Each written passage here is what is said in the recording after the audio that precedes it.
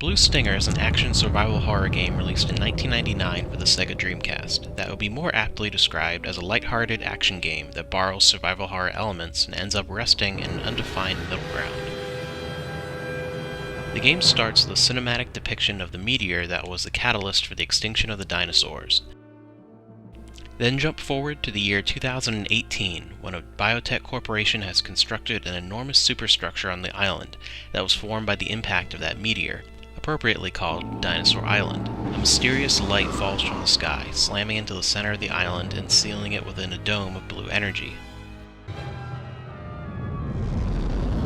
Caught inside the dome during the impact, Elliot Ballad must confront the numerous horrors and puzzle-ridden obstacles the chaotic island presents, while attempting to figure out the secret purpose of the facility and uncovering the truth about this new impact.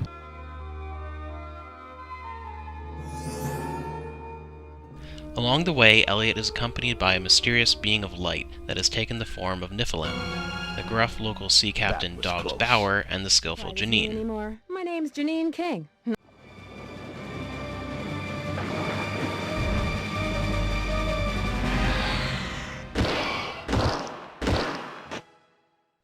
What the hell?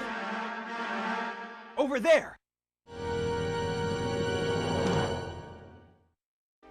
On the whole, Janine proves to be the only member of the trio who never treads into the territory of over-the-top cartoonish personality. She comes across as more grounded and possibly relatable. I say possibly relatable because you never are given enough time with her character to make some sort of connection. It won't work. You can't hit her. What is that thing? She's little more than a plot device who shows up in brief, sparse intervals whenever you need to move on to the next mission. It seems like Dog is supposed to be the stereotypical gruff, tough guy with a hidden heart of gold, but yet again, the level of character development is nearly non-existent. Elliot's character is slightly more defined, but sadly he's an arrogant jackass without the charm that type of character can sometimes employ. This Santa's outfit is size LL. Hey, what are you suggesting? It's perfect for you. While the main plot does develop a few interesting science fiction ideas, especially at the end of the game, it never ventures too far from the feeling of a mindless action flick to provide any real substance. It's good enough to serve its purpose, but nothing beyond the average of the genre. All of Blue Stinger's greatest strengths and disappointments reside within this category.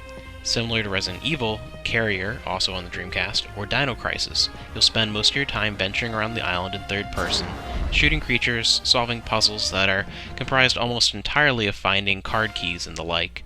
It feels right at home with all the genre staples Resident Evil defined.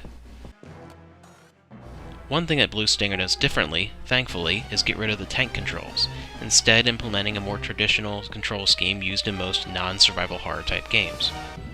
While you do move smoothly on land, the controls while swimming are terrible.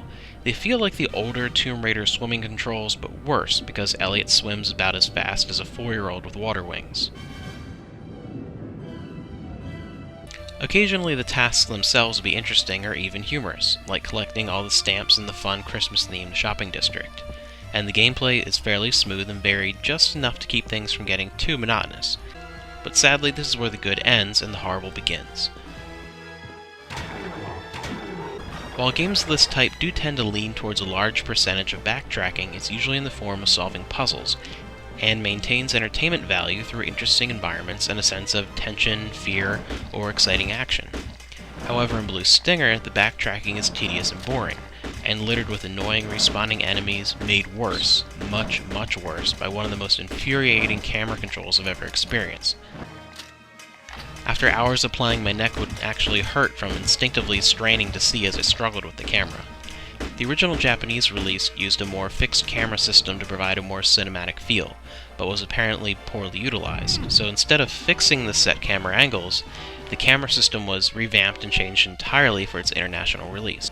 The player now has far more direct control of the camera, but unless you're in a wide open area, it'll be a more frustrating foe than any creature you will encounter. This is where the game really falls apart, the enemies. Blue Stinger has the atmosphere of a lighthearted action game, but is structured more like a typical survival horror game, and gets lost in the mix. For instance, the whole game takes place right before Christmas time, and half the island is decorated for the holidays.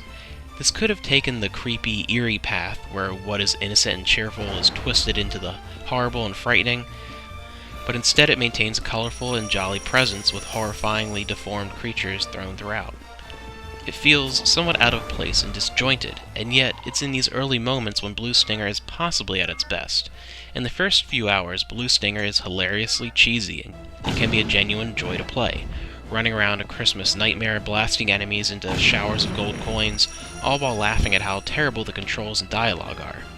But eventually, the cheesy charm loses its appeal, and the game starts trying to take itself more seriously, and that's when the frustration sets in. What really kills the atmosphere is the game's self-destruction of any sense of tension and extreme ease.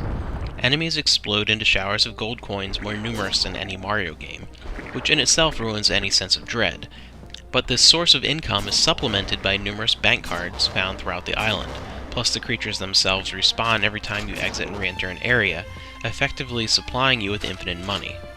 Why is this a negative? Unlike most similar games, there isn't a pre-designed and thought-out scarcity of resources. Instead, in Blue Stinger, all of your equipment and healing items can be purchased at vending machines, which are conveniently placed all over the island. So that nearly infinite source of income is now coupled with a nearly endless source of purchasable equipment. It can be fun at first to equip yourself with dozens of rounds of ammunition for the game's wide variety of weapons, everything from a pistol to a rocket launcher to what is effectively a lightsaber, but it quickly becomes boring. For a very early Dreamcast game, Blue Stinger's environments are graphically fairly impressive. Good lighting effects and a consistent frame rate do their best to show off the, at the time, next-gen hardware, but while technically competent, it's entirely devoid of any creativity or distinctiveness.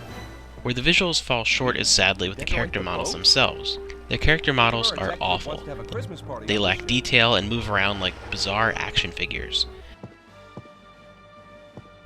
The environments, while unexceptional, at least give a hint of what next-gen would hold, while the character models scream PS1.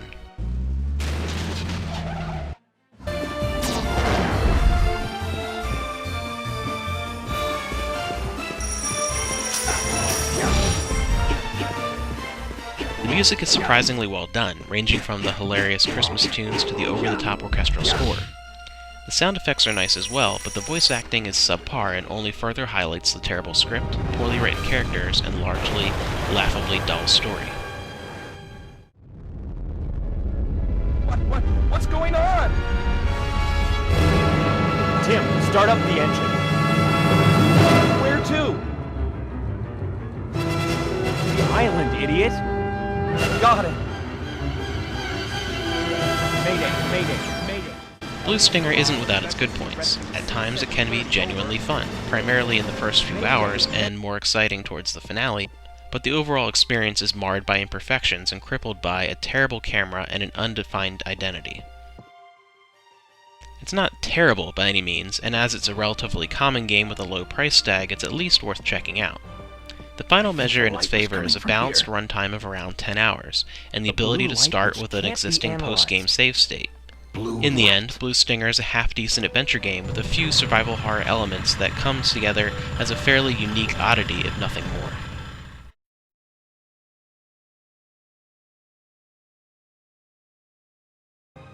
When you have a kid, I'll visit you from the chimney.